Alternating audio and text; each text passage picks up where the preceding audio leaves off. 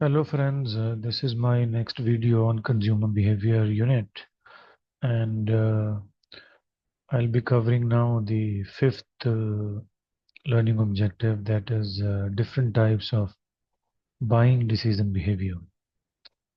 Uh, we need to understand the consumer decision making process first of all, which I've already spoken about in my previous video.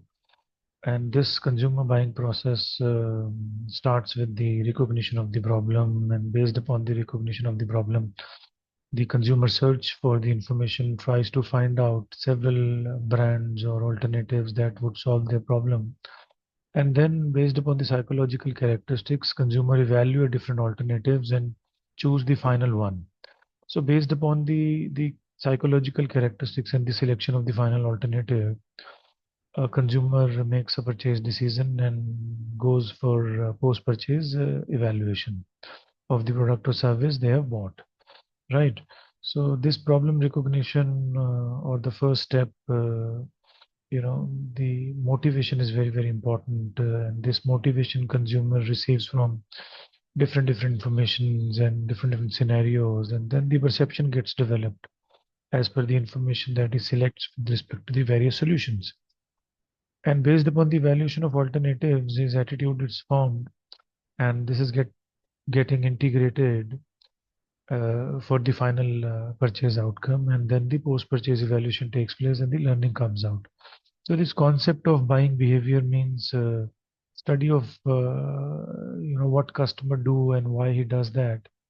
We need to understand. So that's the study is known as the buying behavior, and the objective to know this behavior for a marketer is to know what is really important for customers, so that they can make their strategies according to that particular important thing, what is actually influencing consumer decision making. So they'll take care of those points, those acts as influencers. Then the marketer will actually design consumer interest based marketing program, that is the product, price, place, and promotion.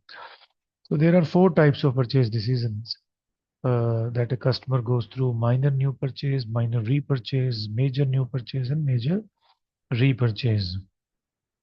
So when it comes to minor new purchase, since the name itself is suggesting it is a minor item, it is a very small item, and the price is also very limited for this particular item. So a consumer is somewhere not interested in going and finding out much about that particular product. So this is, something new, but not very important to customers in terms of his need, money, and other aspects. Then comes the similar minor, repurchase. So customer has already decided, there is no confusion. It is just a very small routine item. You just need to rebuy it. So he himself at times probably will not go to buy it. He'll send somebody else because it is a repeat routine purchase. For example, let's say a simple soap or a toothpaste or a cream or anything else. So he will not think much on that particular part for other options maybe. In fact, he will not even participate much. Then comes major new purchase, and the word itself suggests that it is something major that he needs to take care of. So that's probably the most difficult but important phase for a customer due to no experience, lack of confidence, and he require to engage in an extensive decision-making process. Because this is something major. Major means something probably could be expensive, something that is really important for his status, something that he probably thinks is important and will help him out in difficult situations or scenarios. So that product is really major for him. So customer will involve himself highly in the decision making process. And then come the major repurchase. Now, since it is a repeat purchase, so customer is confident because he has earlier bought the similar brand or the product. So, he probably will buy it at ease. But the price is higher because it is the major one. So probably he'll be a little careful, he'll participate, but he'll be very comfortable, he'll be very confident here in this particular scenario. Then there are four types of buying decision behavior. So the first buying decision behavior is the complex one, and the second one is the dissonance reducing buying behavior. Third is habitual, and fourth is variety seeking buying behavior. So let me take you through the complex buying behavior. What does it mean? It means that there are multiple competitors in the market and there are multiple brands. and a customer is in the state of dilemma. So consumers are highly motivated in a purchase and they are perceiving the significant differences among brands. So, let us imagine a customer wants to buy a car. So he has evaluated three options. One is Hyundai, Maruti, Mahindra and Mahindra. So based upon his evaluation, he is still not clear which brand he should buy. So at this point of time, in fact, he has not even chosen a particular captain or a manufacturer. So he is perceiving significant differences among brands. So that is a very complex situation for him.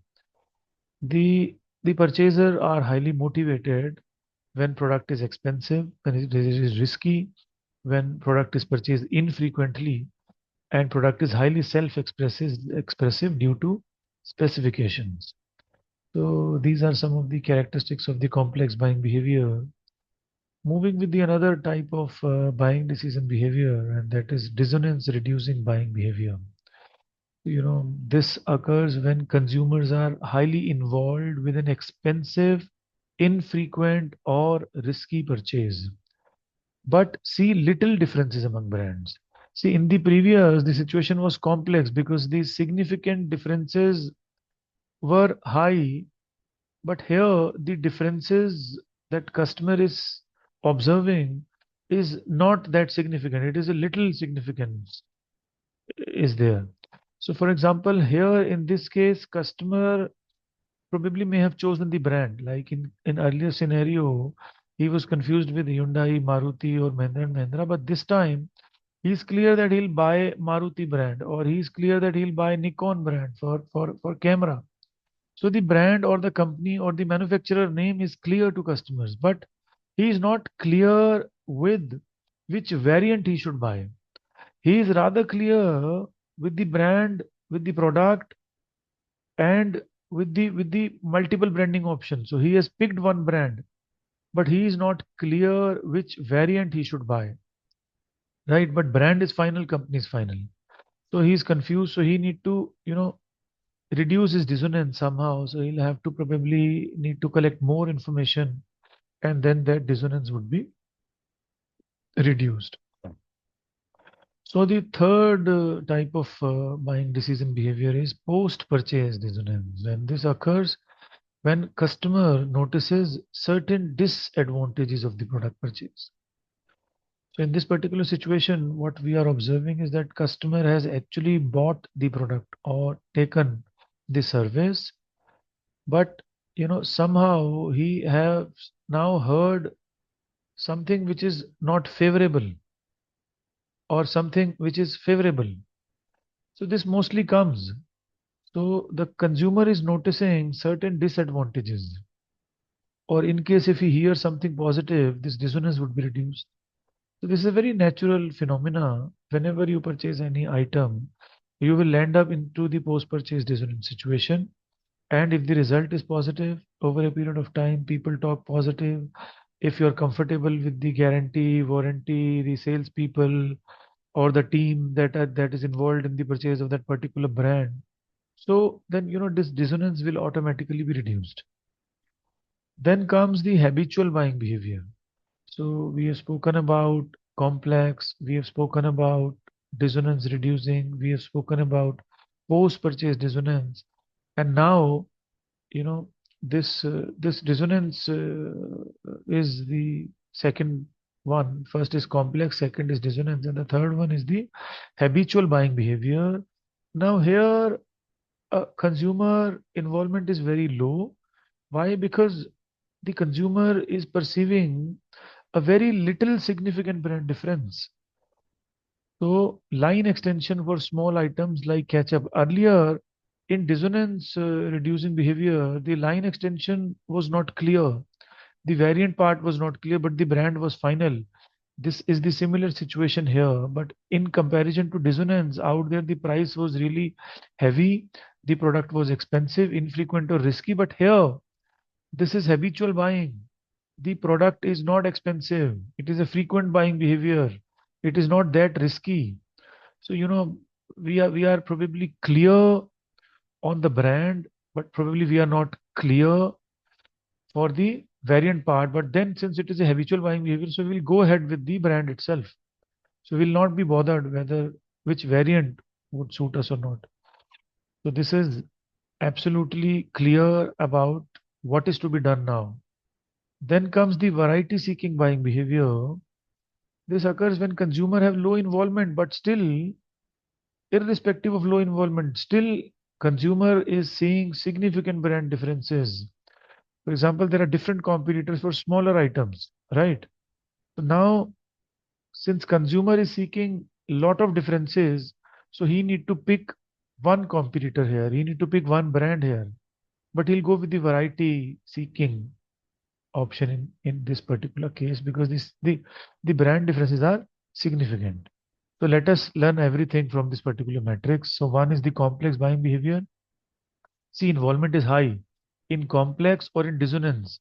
In both the situation, involvement is high, but the significant differences are higher for complex and are lower for dissonance. Similarly, the variety seeking and habitual buying, the involvement is low. But in variety seeking, the significant differences between brands are higher. And in case of habitual, the significant differences between brands are fewer. So for complex and for variety seeking, the customer is confused with the multiple brands or the multiple competitors. But in case of dissonance reducing and habitual buying, the customer is clear with the brand, customer is clear with the manufacturer, but customer is little confused with the variant part only. So this is what we have learned from these four situations. So let us understand what is to be done by a marketeer then in case of complex buying behavior. Since buyer has got a certain belief, attitude, and multiple brands or multiple competitor options available, so a marketeer needs to provide information to customer that why he is able to differentiate or provide a better solution. You know, so the evaluation of behavior would come in here.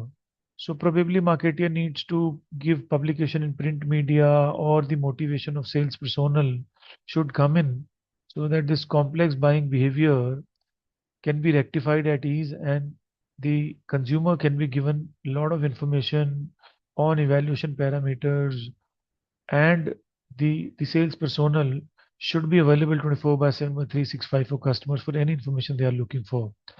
Here in this particular situation, if you see the price is good, the convenience is fine, everything is okay. But the point is, for a marketeer point of view, the communication with the consumer in terms of feel good factor should come in with respect to that particular variant they are facing. So as a marketeer, probably you can match the personality of the customer with the product and then you can make your recommendations. That's how the dissonance can be reduced. So here customer is not that loyal and the search is also not required because he is very habitual. So as a marketeer you do a lot of sales promotion, you do your ads in television and prints because customer is habitual, so they get reminder through advertisements and it's actually conversion from low to high involvement. Last is the variety seeking behavior. So since a customer is, variety seeking, so he'll be easy to switch customers. It's very easy that we can convince customer to switch to our brands because he is itself himself is trying to seek variety in terms of different brands or competitors. So as a marketeer, as a market leader, probably you can make sure that your product is being made displayed on the shelf space and you keep on giving reminder advertising to your customer, to your target market, so that they have a recall value on your product or service. This is what we have learned is different types of buying decision behavior, and this was my last objective for consumer behavior unit. And with this I end the consumer behavior series of videos. In total, I have produced or covered five objectives. One was the basic introduction to consumer behavior. The other was the factors affecting consumer behavior and how we differentiated industrial market with consumer market. Then I covered consumer decision making process, simplified model of consumer decision making. Then I covered organizational decision making process in detail. And now I've spoken about the types of buying decision behavior. So with this, I'd like to thank you all for listening to my content. So I'd like to end this video now. Thank you very, very much.